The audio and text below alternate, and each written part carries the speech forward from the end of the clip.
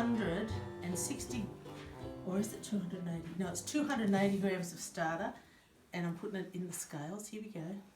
There we go. That'll do. That's 284. So,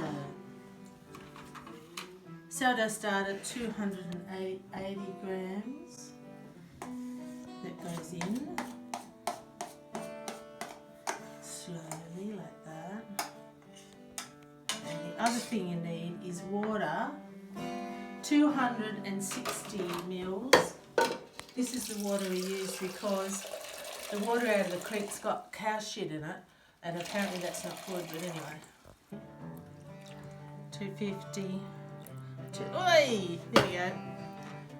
Water. 480 grams of flour.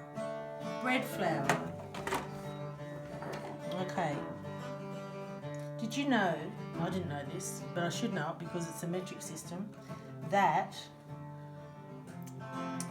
20 mils is the same as 20 grams. That's the joy of the metric system. 480 grams of flour. That goes in. And the other important ingredients in the concoction is bread improver. It's made from wallabies. It has special enzymes in it or something. I asked Felicity if you really needed it, and she said yes you do. And so it's 2 teaspoons, you know. One and a bit more. One bit more. You've got to be precise, you know. Probably do. And salt. Not your iodized salt. This is nice natural sea salt flakes. And you want to do, that's 3 teaspoons, like that. A bit more. And then, so you mix it up. It's nice. Right. Now, the joy of sourdough is you don't have to knead the bread, apparently. You just mix it up. Gee, it smells nice though. Let me clear this up. What I really want to do is that. And I did.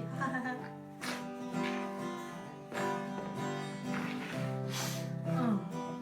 What do you think, Ken? Do you think it's done? Mm-hmm. You do? Okay. I did wash my hands first. And I haven't touched my face at all. I'm going to put it on. This is my bit of marble. Anyway, it's sort of coming together.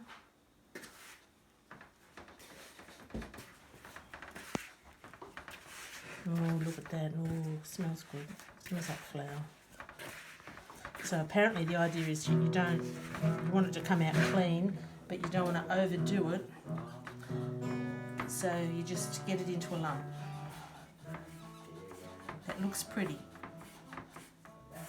Put a bit of flour there. Okay. Then we're just going to leave it. Okay? We waited an hour. I've had this covered. We didn't drink the whole bottle of gin, just a little bit. And then anyway, so what you do now, we're going to stretch it, put a bit of flour in it. And this is how Felicity taught me.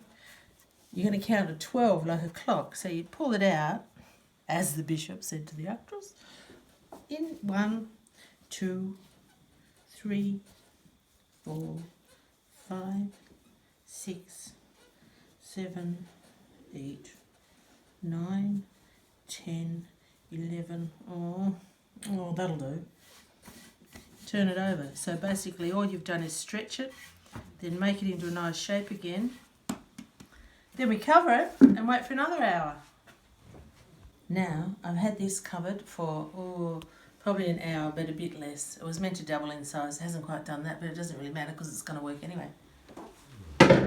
And we have to stretch it once more. Well, it's a bit sticky, a bit of flour. And so we count to 12 again. 11, made it. 12, stretched. A bit stuck. So, just want to flour it up. It's about 7 or 8 hours to rise. I'm going to stick it in here, which is just a baking dish with baking paper in it. And the last thing you do To help it rise, you're going to give it some breathing room with a pair of scissors. And we're going to cut it like this. 1, 2, 3. Then we're going to cover it again. Leave it balanced in the middle. And we're going to come back in the morning and hopefully it's risen, and then we'll bake it. Good night. That's a cup of green tea and it's morning and it's about 8 hours later, and what have we here? That's the sourdough that's increased overnight, and now it goes into a cold oven at 220 degrees Australian. A cold oven? Yeah, because Felicity told me that it adds to the rising time, so it might puff up just a little bit more. So cold old oven, 220, and you just let that cook for a little while.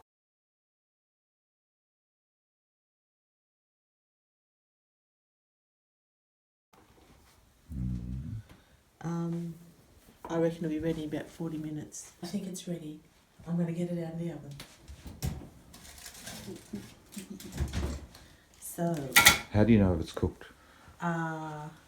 It sort of sounds hollow. Oh, here. Like a door, a hollow door. And I look at the bottom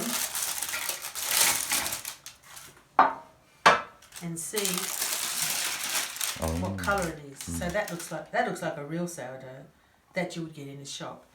Anyway, so you just let it sit for a while, because you shouldn't cut it straight away. You should just let it sort of finish its cookingness. Anyway, ta-da! Sourdough bread the easy way.